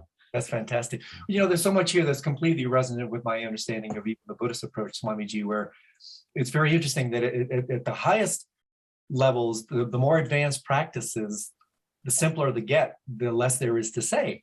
And the more you descend based on that schema that you just presented, the 84,000 dharmas in the Buddhist languaging are basically there as upaya, skillful means to meet the complexities of the modern mind, so to speak. Absolutely. In a certain way, then this becomes particularly interesting for me in terms of what you would see as a reflective criticism of Advaita Vedanta, because you seem to be intimating it that on one level, there is this almost, dare I say, absolutistic. There's a possibility of absolutism with Advaita Vedanta, where just do nothing, or as I say, do nothing but do it well. The kind of Nike approach, just do it. Well, I think, so to speak, theoretically, that is utterly completely viable. That if the nature of reality already is awake, it's divine, it's Shiva, or whatever you want to call it, yes, then the only real issue is recognition, as actually, in fact, in the recognition sutras. I mean, that's it. That's all you have to do. But to me, Swamiji, it seems like a somewhat reasonable critique of that is the absolutistic approach and how it doesn't adhere or doesn't honor the complexities of karma and momentum, the habit patterns that are, sure, it's great. I can have a Shaktipat, I can have a pointing out transmission, I can have an empowerment. I see the blazing splendor of Kalachakra or whatever. But then again, like that thunderclap, then the thunder of my habitual patterns comes back in. What do I do with that? Well, you can say, well, then go back, listen to the teachings, go back, listen. Well, we're human doers more than we're human beings, right? And so would that be a viable criticism or critique from your own perspective of Advaita Vedanta, that it can lean towards an absolutistic approach? Indeed. Indeed, you're absolutely right. In fact, the critique can be couched in these terms. From a Kashmiri Shaiva perspective, one can ask Advaita Vedanta, what is the purpose of Advaita Vedanta, if we ask? And Advaitins will have to say that you are the absolute, but there is this adventitious ignorance, and that has to be removed. So the Kashmiri Shaiva would say that the purpose of Advaita Vedanta, and indeed all spiritual practice, is to remove the obstacles to the already shining forth perfect nature of reality. Yeah. Yes, that's true. In that case, the removal of the obstacles would have to be tailored to the obstacles, I guess. Yeah. If the obstacles are endlessly complex, which we poor humanity in our own way, we have set up forces, we have set into motion forces over many lifetimes, which are endlessly complex, nasty, low, far below the pristine magnificence of Advaita Vedanta, right. Then these would have to be untangled at our level. And so all these technologies of spiritual practices, these are means of untangling the traps we have set for ourselves. Yes, exactly. And because these traps are endlessly varied and complex, the techniques also might be of various kinds. And the proof of the pudding is in the eating, that's the phrase. Okay. So okay. When we practice that, we find immediate, even if limited efficacy, but still immediate efficacy. It works, it solved this problem of distraction, this problem of envy, this problem of lust. It solved it for me. Whereas your magnificent teaching of unlimited existence, consciousness, bliss is great, but it was not working at my poor little human level. Yeah. Yeah. So would you admit the efficacy of these spiritual practices? And Advaita would have to agree, yes, but they are emphasizing something. I mean, they're talking about the top of the Everest, yeah. Where we are wending our way up the valley to, like we are several thousand feet below. That might be one way of putting it. I mean, if you look at it, all the critique of Kashmiri Shaivism from an Advaitic perspective would be a very philosophical critique, would be, whereas the Kashmiri Shaiva critique of Advaita Vedanta would be both philosophical and practical. The philosophical side of it won't probably stand, but the practical side of it does stand. I spoke with Professor Timal Sinha. Yes. In San Diego, right? In San Diego. Yeah. He's both a teacher and an avid practitioner of Kashmiri Shaivism. Beautiful. And I said, would you agree if I characterized Kashmiri Shaivism, the whole system, as a philosophy based on the phenomenology of spiritual life? And he said, that's great. That's exactly what it is. If in spiritual life, if you look at the shared spiritual heritage of humanity all across the world, religions, the things that we have done and experiences which mystics have had over millennia, if you were to include all of that and not exclude them, if you were to include all of that, and at every stage and every experience, you give some validity to it, some part in your whole system, then you get this Baroque system of Kashmiri Shaivism. If you dismiss all of that and say it is all an appearance in and of that limitless radiance. Well, that's fine. That's the truth. But then you have you have jumped over the entire journey, basically. Yeah, yeah.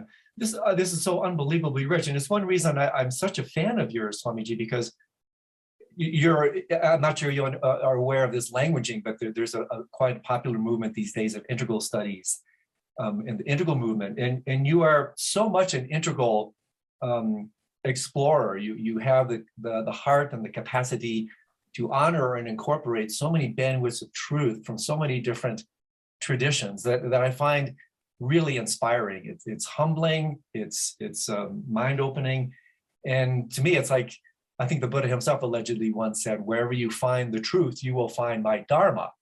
And just because the truth comes in the Madhyamaka point of view, an Advaita Vedanta point of view, a Kashmiri point of view, or the topic I now want to transition into briefly, a scientific point of view, I think it's this incredibly open quality of your being that is just so inspiring to me. Well, thank you. But I think in this day and age, to some extent, we are all integral seekers. We are going to be a genuine seeker in this day and age. I think we are almost naturally open to various streams of thought and teaching and practice. Well, it seems. I hope it continues to grow that way. But along those lines, Swamiji, then you have a relatively facile or deep understanding, I should say, of science and its contributions and the promise and peril. So talk to us a little bit about what you see as the promise and peril of especially neuroscience. I'm dear friends with Richie Davidson and all these wonderful, amazing thinkers in the Center for the Investigation of Healthy Minds, and the Dalai Lama's 30-year mission to bring East and West together on this level. What is your understanding and just engagement with the role of Western science, and in particular neuroscience, to these wisdom traditions? And I have some more specific questions after that, but it just is a general umbrella topic. How do you see, what is the promise and peril of science in the role of ancient wisdom? I think we have to recognize and honor the fact that we live in an age of science, of what we call modern science today. It will not do to, be dogmatically fixed in a philosophy which was talked about 1,000 years ago or 2,000 years ago. And we must recognize people like Nagarjuna or Chandrakirti or Tsongkhapa. They were such deep thinkers and so alive. That's why they were able to comment on what was going on in their time and rethink everything. So they would have been very open to the insights of science today. I mean, look at their representative, the Dalai Lama himself. So how amazingly open he is to insights from neuroscience. Swami Vivekananda, very categorically, he stated that I'm firmly convinced that the claims of religion have to be put to the same rigorous tests of science as do any other claims in the world. And if some of them do not measure up to those rigorous standards, we must let go of them, no matter how soothing or comforting those beliefs are. And then he says, see, the fear is in the world of religion that probably we will not be able to measure up to those rigorous standards, and maybe we just attack those standards themselves. But Vivekananda said, I'm firmly convinced that the core truths of spirituality will survive this test. He says, because they have an internal mandate. I don't know what he meant by that. He just leaves it there. I feel that he means this self-luminosity, which is the self-shining nature of consciousness, which is the internal mandate, which cannot be disproved ever. So yes, this is the first point, that we live in an age of science and we must honor science. It's a new way of looking at it. I mean, looking at spirituality and these ancient philosophies, this is also inescapable. This is the way we have been trained, all of us. We have been trained to think in that way. So it's very good to engage with science and necessary to engage with science. The Dalai Lama did it 100 years before that. Swami Vivekananda, he associated closely with William James. Tesla, for example, he set up a whole conversation with Tesla, the scientist, not the car. Yeah, right. Yes, so we must do that. We must be open to it.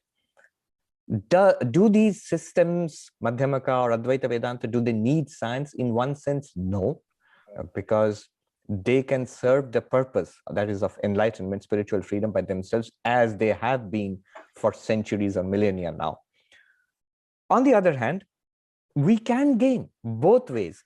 Science can gain with an engagement with these systems, and these systems can gain. They can become new and enriched and reinvigorated with scientific insights. Yes, this cross-pollination of ideas, it can happen. I'm sure it is going to happen more and more. What is the danger?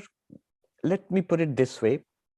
The danger is the current paradigm of science. Yeah. The paradigm of science, for very good reasons, is an objective paradigm. Yeah, materialistic still. Materialist. So everything must be an objective study. The very nature of the term objective is a term of praise. Subjective is somehow derogatory, pejorative. So this is a problem. When we're talking about an object, some force out there, some material out there, a rock out there, a planet out there, this is fine. This paradigm works, and that's why this paradigm is there. But when we are talking about the subject itself, I mean, forget pure consciousness, the radiance, forget that. Just take up mind, perception. When the object of study is the subject itself, then it will not do to wish away the subject or try to reduce the subject to. Let me give an example. Daniel Dennett and others who are deeply reductionistic, nothing would make them happier than for consciousness to disappear. Well, he said what he even said was, he posited, challenging the status of consciousness, which is the most absurd thing. It's the only thing we actually ever have, and he's trying to attempt to dismiss it, right? Incredible. You see, why do they do that? I asked David Chalmers once that those who criticize this, what you're talking about, the hard problem of consciousness, don't they see it? That what you just said, consciousness is the first and the most obvious thing that we always ever have had, and it has to be. It's necessarily that. It's only to consciousness that everything else is revealed. And he just gave a sort of uncertain reply. He says it's not that they don't see it. They don't see that absurdity of this. But the thing is, they are led to.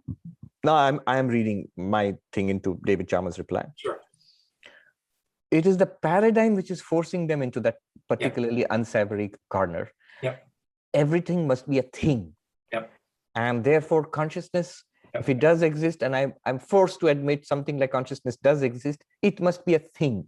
Yep. Now, it's not obviously a tangible thing, so it must be a byproduct or an epiphenomenon of something tangible, like the little electrical activities in the brain.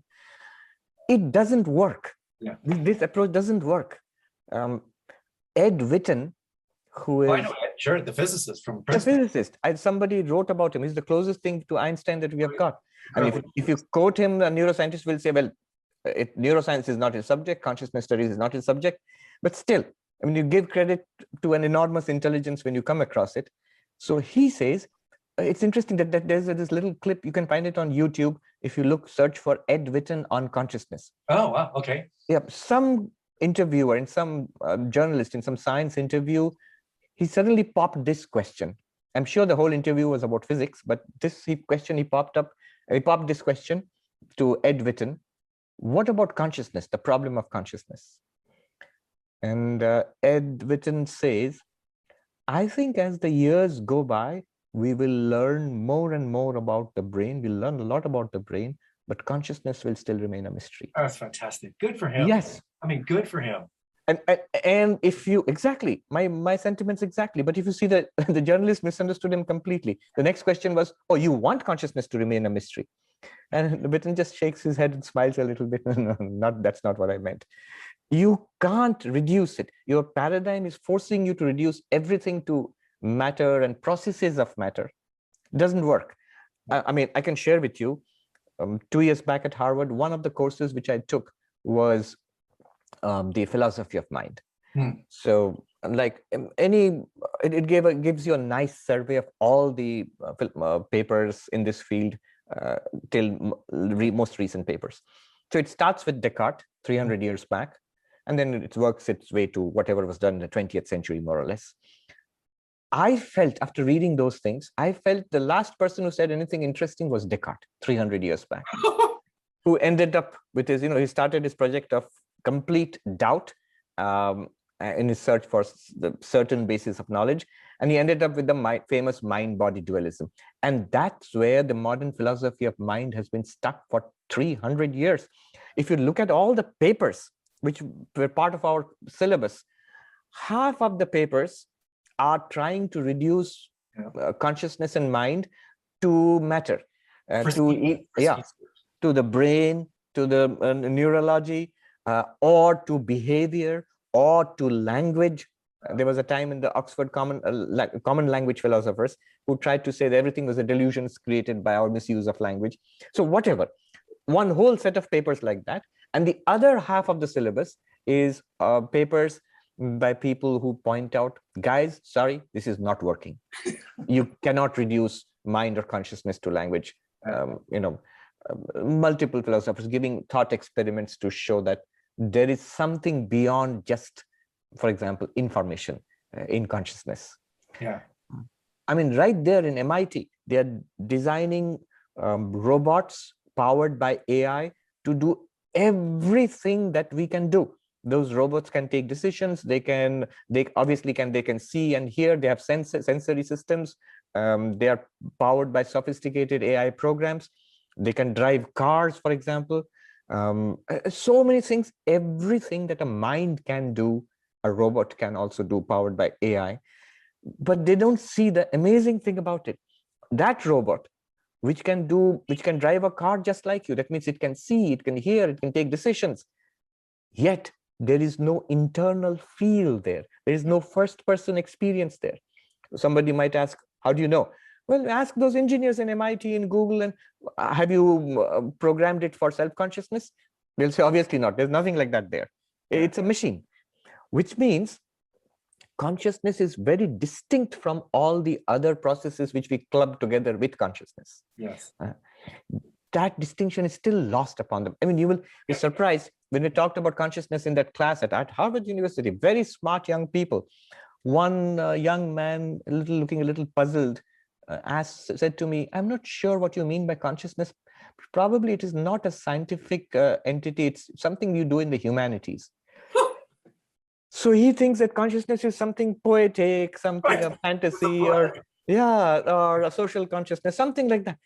Something that is most vivid and the first thing that we have. But luckily, some philosophers and some scientists are beginning to see this most obvious thing very clearly, and beginning to recognize that you cannot reduce consciousness to just little activities in the brain and neurons. This is so exciting to me. I mean, first of all, a couple comments. Really, Swamiji, we still live in Aristotle's world, don't we? I mean, we really do. His laws of thought, the Boolean approach, black, white, the binary thinking. We still live in the Greek world, in my opinion. And to me, it's a little bit like, what did I hear one scientist say? I wouldn't believe it even if it was true. They're so ensconced in this reductionist world that my friend Ken Wilber talks about.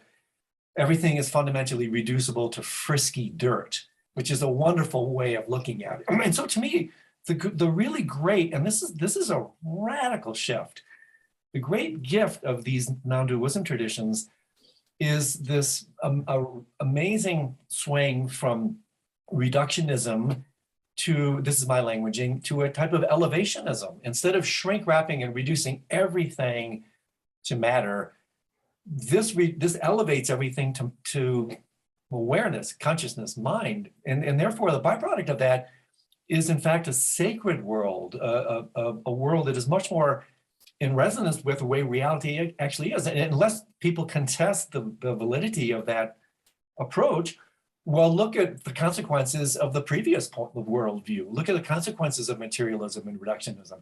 It's absolutely destroying this planet because of a complete fundamental disconnect to the nature of reality. And so I want to start to close with these incredibly practical hits on this, is that we may be sitting here talking about this most elevated spirituality, these incredibly sophisticated doctrines.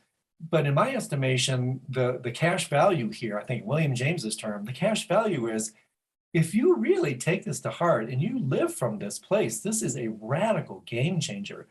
Because first of all, you realize you're inextricably connected not only to every other person on this planet, every other sentient beings, but to the planet itself. And so this type of view, far from being ineffectual, has tremendous efficacy in terms of propelling us towards a sacred relationship to our environment and to each other. And so lest we think, oh, this is just pejorative philosophical spiritual rhetoric, oh my goodness, far from it. I mean, isn't it true that when we take this to heart and mind, this changes everything? It changes the way you relate to the entire planet. So yeah, I wanted to throw that out. And before I forget, in addition to the role of science, Swamiji, I also wanted to ask you, as we start to close up, the place of psychology. So in my view of the nature of an exploration of mind and reality, I see it as a psycho-spiritual spectrum of development, that we shouldn't really be dismissive of even some Freudian tenets about working with mind. So I'm curious, from your perspective, what is the role or the place of psychology in Advaita Vedanta, or your understanding of it in just contemporary applications of this ancient wisdom? Right. I think one of the greatest benefits that this kind of approach, so the Tibetan Madhyamaka or the Advaita Vedanta philosophy can give us, is that it gives us all the benefits of traditional religion without contradicting science, without contradicting reason.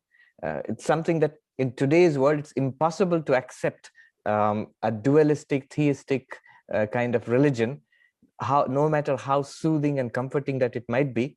It's still difficult to accept it because we live in a predominantly scientific world. I mean, the moment you start talking about God and heaven and all of that, then you run up against Richard Dawkins and Christopher Hitchens and Daniel Dennett, Sam Harris. Whereas those critiques of traditional religions fall flat against, say, Madhyamaka or Advaita Vedanta, which is why I think someone like Sam Harris, for example, he has said that while remaining completely against all kinds of religion, he says we must admit the traditions like, he mentions these two, Advaita and Madhyamaka, Tibetan Madhyamaka, have an irreducible core of truth to them. And this core of truth is of enormous importance and significance for humanity. It gives meaning back to life. Yeah. It gives us a meaningful life. It gives us a high view, a noble view of life, the purpose of life, and the possibility of a noble and high and enriching life with cascading effects, positive effects on society, on the environment, on the planet. All of that becomes possible with this kind of philosophy in the background of our lives. It does not contradict science. It does not contradict other religions. So there's no possibility of religious. See, when you're talking about, what you're talking about is the spiritualization of life.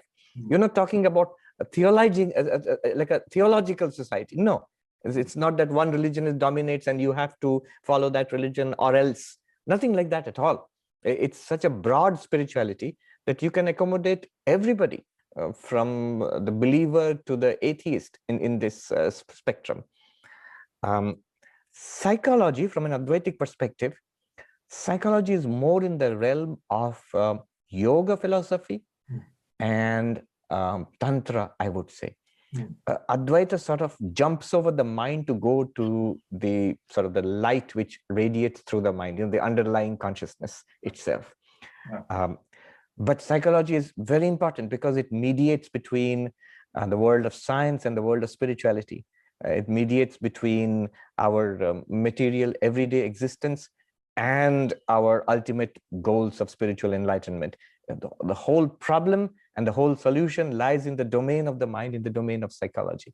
And that's a whole different issue altogether. Yeah. Well, Swamiji, I'm going to finish with one kind of prepared question. I ask this because I find that the answers I receive from the individuals I do posit this question, I always remember them, and they seem to go right to the nintig, to the heart essence. And that is that we have covered such an amazing amount of material over these last almost 2 hours. And you are such a wealth of resource. But I want to present to you a thought experiment that if you realize on the spot right now you only had a minute left to live, what would be the irreducible instruction? What would be your irreducible teaching? The core Advaitic teaching, you are that. So, I often feel that the most mature way of living, even if it's the last minute of your life, is what's the best time of our lives? It's here, right now, where we are. Where is the best place you have ever lived? Here. Yeah. And the people you are around with in the circumstances, this circumstance, this set of people. It's not because of anything else, except that the divine is always present here and now, shining forth, ever perfect. That's a sign of maturity, of spiritual maturity. Well, and with that, I can only say that you exemplify that. The radiance of your countenance, your being, your joy, your childlike wonder is so contagious, and it's so lovable. And so deep bow of gratitude on behalf of my Thank you so much. This has been so rich and so wonderful. I'm so grateful. You're a very busy individual, and I've been looking forward to this for months, and I have not been disappointed. It's been marvelously rich. Thank you so much, Swami. Thank you, Andrew. Take care. Stay safe. Take care.